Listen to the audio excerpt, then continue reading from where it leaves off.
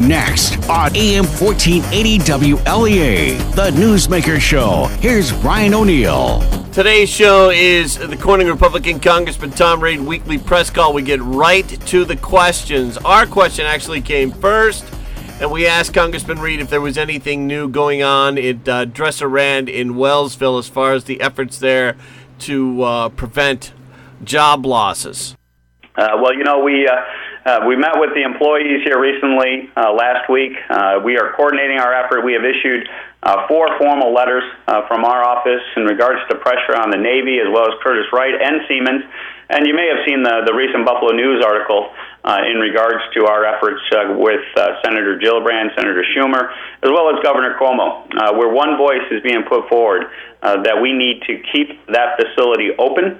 We need to keep especially that Navy contract that services our aircraft carriers and the steam turbine equipment that moves those pieces of equipment across the world. So we're engaging on all fronts, and I just applaud the employees for stepping forward and for us working in one voice to make sure that their operations there are secure and hopefully will stay there for many years to come. Thanks, and do I have time for a quick second question? Sure, go right ahead, Brian. Do you support Senator Gillibrand's move to call on the Agriculture Secretary to get money to dairy farmers fast and bypass going through the regular legislative process to do so because of the dairy milk price situation? Well, I saw the senator issue that call, and I will remind the senator as well as all that is one of the reasons in the Budget Agreement Act that we passed with the disaster aid, the reforms to the margin protection insurance program that allowed for the immediate flow of additional monies to our dairy farmers, because I have heard their voice and understand that at the price per weight price point that they're receiving that they're working under, they are suffering. And those reforms that got signed into law already will provide immediate relief, and we encourage everyone, because there's a June deadline on that access to those additional funds that needs to be complied with. So we encourage our dairy farmers, please step forward, reach out to us, reach out to your colleagues, and make sure that you're tapping into this reform and this resource that we've already put into law out of D.C. in regards to that concern that's been raised by so many dairy farmers that are suffering under the milk prices of today. Thanks, Congressman. Yep, thank you. Okay, next up, can I have Jason Jordan? Hey there, Congressman. Hey, Jason. Mental health quickly. How important is it for people who have developmental disabilities or some form of mental illness to have the people in their lives sort of step forward as they age out of sort of youth-based services? Do you see that as a problem? Well, absolutely. This is a total family effort to a large degree, where the more that the family is engaged, the better results we see to the mental health outcome of the individuals there. And that's also, though, why we've taken things like the legislation that we signed into law to encourage earlier, like the Caring Start Act of 2017, with Head Start teachers and administrators to access dollars to provide mental health services earlier in individuals' lives. And so from my perspective, we are making some great headway to get ahead of this issue, to develop policies that respond to this issue in a preventive, upfront manner. And the more that we can keep the families intact in regards to empowering them and standing with them as they go through this medical condition situation, I think the stronger it will be at the end of the day. But do you believe that there's a lack of adult-based services, or is it just a lack of awareness of these services in our region?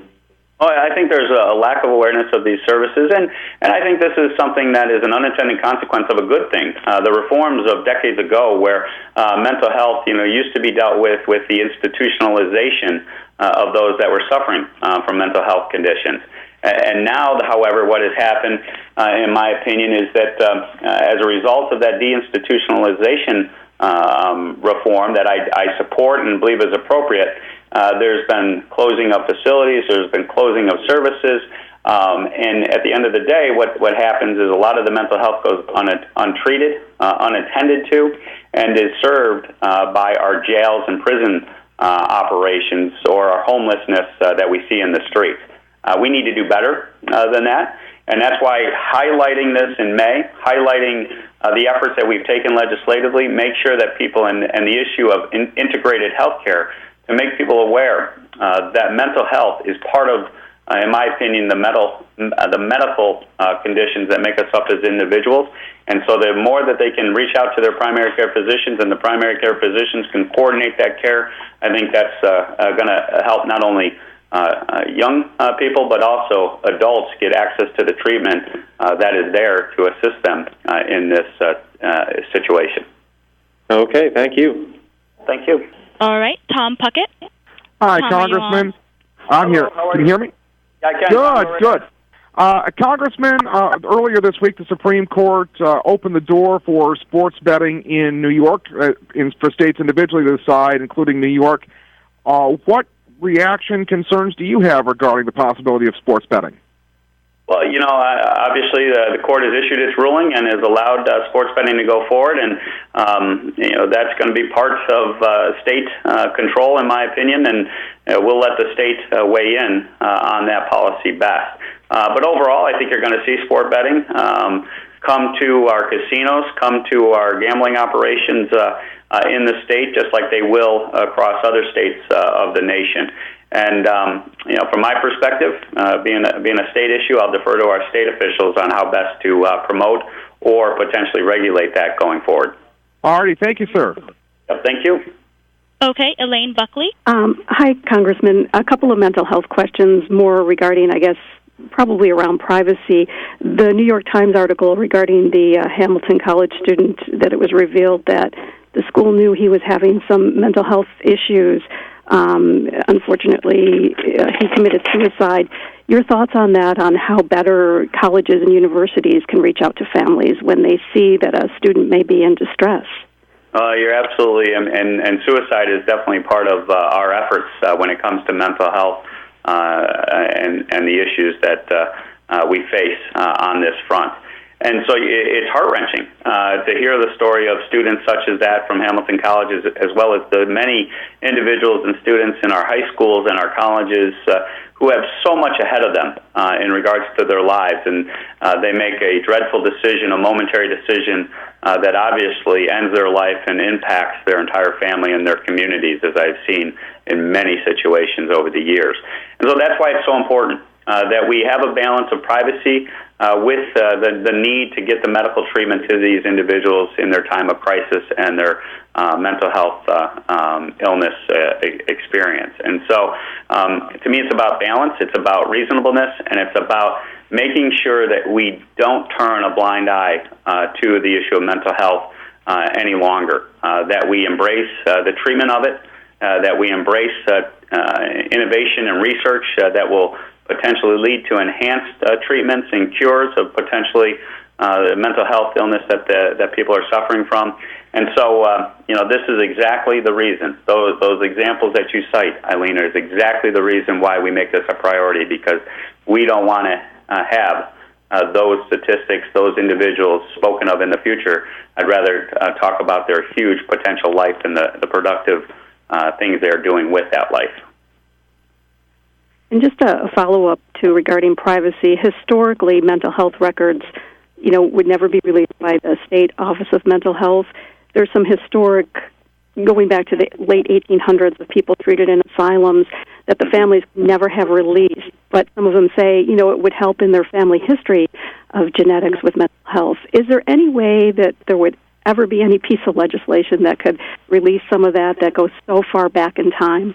Oh, Eileen, you're absolutely right on the issue of something that we heard loud and clear, and that's why we do these outreach to our communities, to the people back in the district, because what I heard as you talk to mental health providers and substance abuse providers, for example, is there are rules that prevent them from having in their medical records complete makeups of substance abuse issues that people are suffering from, and a lot of that obviously is tied to mental health illnesses that go unattended and untreated.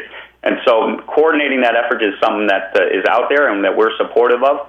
And stay tuned with additional legislative reforms that will allow these medical records to be combined with existing medical records and treat mental health as what I believe it is, an extension and in part of medical conditions that people suffer from. And there should not be, in my opinion, the strong distinction between mental health and medical health. To me, they're one and the same. Thank you. All right, now Jerry Stremski. Hey, Tom, how you doing? Well, Jerry, how you doing? Good. Tell me just a little bit more about this TV ad that you've done with Brian Higgins and how it all came together.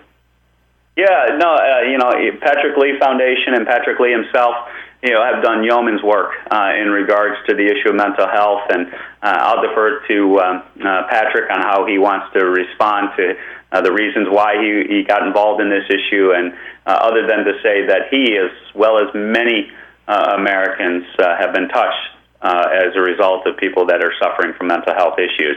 And what I see here is taking a difficult situation and doing something very positive with it. And so over the years, we've known Patrick Lee and we've known his family, and we have been working together with others.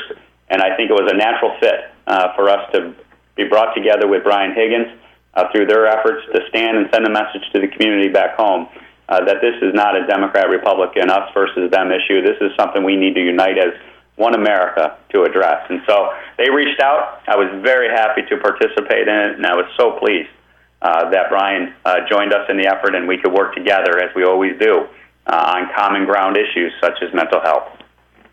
Okay, great. Thanks. Yep, thanks, Jerry. Okay, can I have Dave Rowley, please? Good afternoon, Tom. Hey, good afternoon, Dave. Hey, Tom, wondered if you had any reaction. There's a lot of talk today about North Korea's threats to call off the summit with the U.S. next month, and the Trump administration basically is saying they were not caught off guard by these remarks. Wanted to get your thoughts on it if you want to weigh in. Well, I think on the North Korea situation, we are moving in the right direction. And this is recent comments by North Korea I think are part of that process of getting to Singapore to get the face-to-face meeting that I hope will lead to peace on the peninsula and a denuclearized peninsula going forward.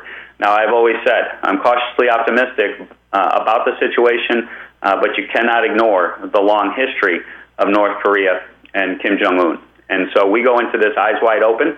I think the recent comments by North Korea are just part of the process to get to Singapore. And at the end of the day, my hope is that both parties can get there, can get to an agreement, and can lead to a denuclearized Korean peninsula going forward. But, this is an uphill battle. I don't want to raise expectations because given the history of North Korea, we are new territory, and I'm deferring to that history as a teacher to me as we go into this situation. Okay, Tom. Thank you. Yeah, thanks. Can I have Mark Goshgarian next? Hi, Congressman. Hey, Mark. Well, all my questions actually were related to the mental health issue, and they've pretty much all been answered right down to the video or PSA that you made with Congressman Higgins. But I guess on that front, I will ask, how difficult was it to do that, knowing that both the two of you have been on such different political sides of many issues? How difficult was it to actually put all that aside and come together and make this PSA? Not difficult at all, because I've known Brian Higgins for many years, and obviously there are things that we are going to be passionately disagree upon. But at the end of the day, he's committed to this, I'm committed to this, and what unites us also is our commitment and love of our community. And so to be able to stand with him was something easily done and rightfully done, because that is common ground that brings us together, not only as Democrat Republicans, but as Americans, and we were glad to partner with him in order to achieve just that message. Do you know when that Be Kind to the Mind campaign actually ends? Is it at the end of the month, or? Off the top of my head, I do not. I'll defer to. We'll get you the details on that, Mark. But it is a large commitment by the Patrick Lee Foundation, and this is just the beginning of this effort on mental health by the foundation, and we're going to stand firmly committed with them and offer our assistance in any way possible to continue to put forward this push. Great, thank you. Yep, thank you. Okay, now Tom Magnarelli. Hi, Congressman. You can hear me? Yeah, I can. Go right ahead. All right, thanks. So this is a general question. I've been asking Democrats what they have to do to be successful and win in November, and I wanted to get your thoughts. What do you think Republicans have to do to prevent this kind of blue wave from happening? I think the most important thing we can do is promote what we've done. Promote what we've done in regards to tax cuts, where we got back in the district $1,600 of taxpayer of people's hard-earned dollars being left in their pockets and being deployed upon which whatever front they would like to do. We would like, I think, we need to celebrate the economic numbers. When you got 3.9% unemployment, when you see historic lows in the African American and Hispanic populations when it comes to job opportunities and job success with the unemployment numbers. Those are all positive things that we need to put our shoulder into and say, look, this is what we promised. We were promising a growing economy. And when people have a growing economy available to them, that means more opportunity to them and their families and better lives overall. And so I think that is the critical mission that we are on, and put our record up against anyone who wants to challenge that. And in my opinion, it's always up to the people, and I trust the people, and the voters will speak in November, and I think at the end of the day we'll be very successful because the facts are with us. Thanks. And how do you think the president has done so far? The president obviously is disrupting Washington, D.C., and I think that needs to be something we celebrate. He is committed on the regulatory side to have a cost-benefit type of approach to regulation, which I believe is appropriate. He is doing things with supporting things like the tax cut bill that unleashes this economic growth that we're seeing across the country, as well as in our backyard, with businesses investing and people getting job opportunities that they otherwise didn't have. And then I would also look at the foreign affairs issues, North Korea being the best example of it. He has brought to the North Korea situation new policies, disruptive policies that so many people were doom and gloom and crying Armageddon. And now look at what we have. We have an opportunity to bring peace in an area of the world that for decades has been at a technical state of war. Those are positive things, and I think we're moving in the right direction, and we just have to get out there and not be afraid of who we are, what we stand for, and leave it to the people, which is where it should ultimately be come November. Thank you. Thank you.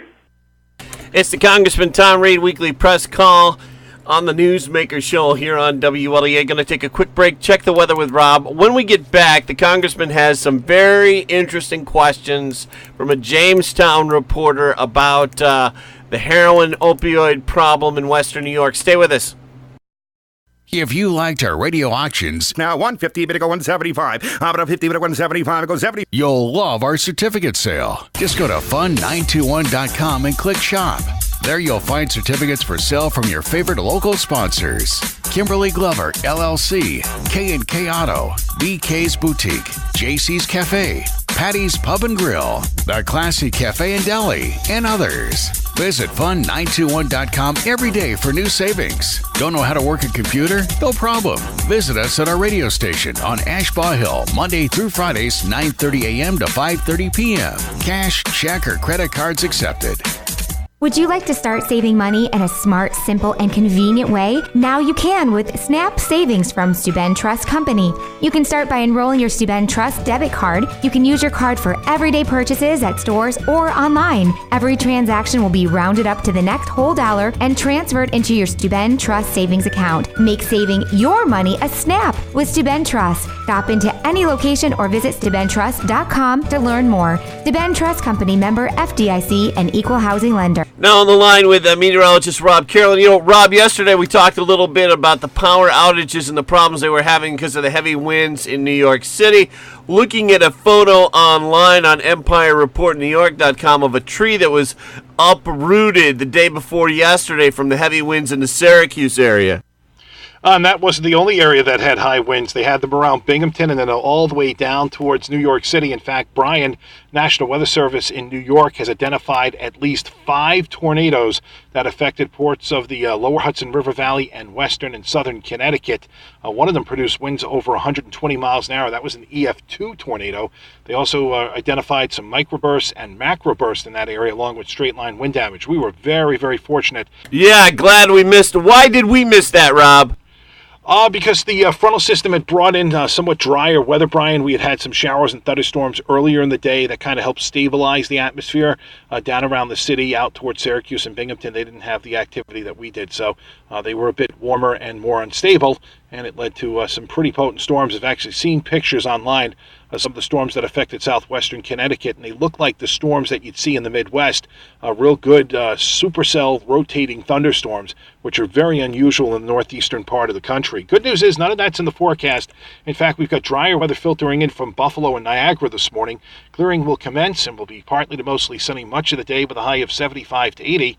Temperature, it's going to be going down tonight. We're cool, clear to partly cloudy, 45 to 50. We had a sun up this morning at 5:46, sunset this evening at 8:27. Tomorrow, clouds will be on the increase, breezy, cooler, 65 to 70. A few showers tomorrow night, 50 to 55. And some of the rain in the mid-Atlantic states will head our way for Saturday, Brian. Scattered showers Saturday, highs 65 to 70. Back on Newsmaker, it's the Congressman Tom Reed weekly press call. And here we go with some questions from a Jamestown reporter who finishes up today's show on the Newsmaker show. The questions here about heroin and opioid use in that part of Western New York. Hi, Tom. How are you, sir? Doing very well, Ryan. How you doing? I'm well as well. My line of questioning centers on the mental health topic that you brought up. I want to talk about the heroin or opioid epidemic that is reportedly, I guess, still affecting communities. And the reason I say reportedly, Tom, is because from all accounts from our local police department, seizures of the drug are extremely down. And it seems to be that maybe like all epidemics in our country's history, it's died out. I'm not sure if you're seeing the same thing on the federal level or hearing anything on the federal level. So that's my first question. The second part of my question is, how do we get more help to people who will actually be accountable for the money that they receive? So in other words, like we have so many nonprofits in the city of Jamestown that kind of bite off or eat off the same hand. There's 3 or 4 foundations that fund several nonprofits that report to do the work of the people, treating people with mental illness and drug addiction. But who is accountable for those funds? And I guess the ultimate question I have is, should there be more accountability when it comes to funds that are divvied out that have to do with mental health and drug addiction, which I think we can all agree go hand in hand?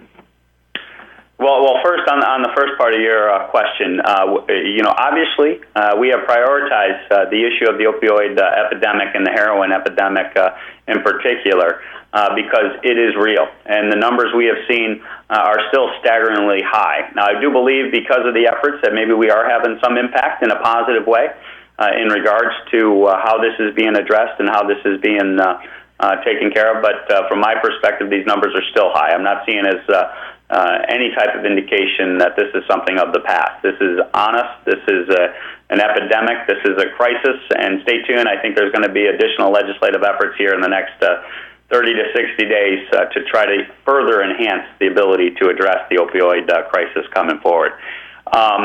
When you talk about accountability, one of the things that I'm a big advocate for, and as we've seen the policies coming out of D.C. over the last few years in regards to healthcare policy, is the way to change accountability is to measure outcomes, not necessarily what historically has been the traditional method of accountability, which is how many people have you seen through the door, how many scripts have you sent out, how many services have you provided.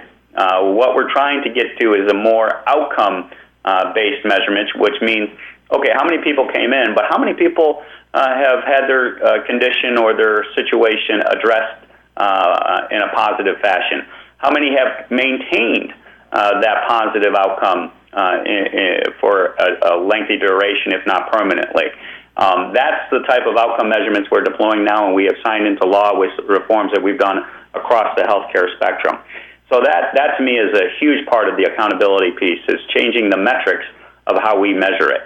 And then finally, when it comes to who's in charge of accountability, when it comes to hardworking taxpayer dollars, that's us at the federal level, the state level, and the local level, with the officials that are responsible for releasing those funds to their facilities and providers that have access to them. And so that's why we always ask the questions.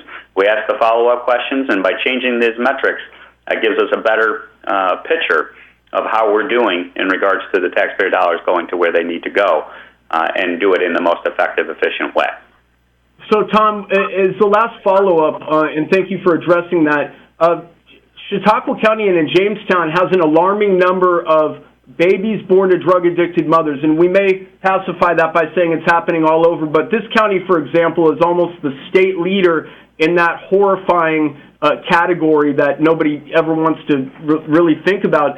So is it fair to say that the monies that these nonprofits are receiving, and I don't want to call them out or accuse them, but is it fair to say that what they're doing may not be working, because the number of mothers that are having children that are born addicted to drugs is staggering in this community, and it's getting worse? I don't know if it's fair to say that and to paint that broad of a brush. What I do believe is fair to do is ask the questions. And we're trying to get data. We're trying to get new metrics that are on the books, so that when we ask those questions, it's about how are you changing that situation in a positive way. Children born addicted is something, there's not one person I've ever met that can't say we should work together to address that situation. So, I think overall it's better to say it's fair to ask the questions, hold these not-for-profits as well as the taxpayer dollar that goes out the door to accountability standards. And one of the things, obviously, that we all care about is making sure that our children that are born have the best opportunity to have a long, productive life. Do you think Jamestown is too subsidized? Unfortunately, folks, that's all the time we have. Tom does have to get to his next event. If you have any follow-up questions, I'll be more than happy to address them if you want to email me. That is all the time we have this week. Well, I appreciate that, guys. Sorry for that, and we'll talk to you next week. Take care. That reporter was interesting. His questions went on a bit long, but interesting nonetheless. AM 1480 WLEA Hornell, thanks for listening to Newsmaker.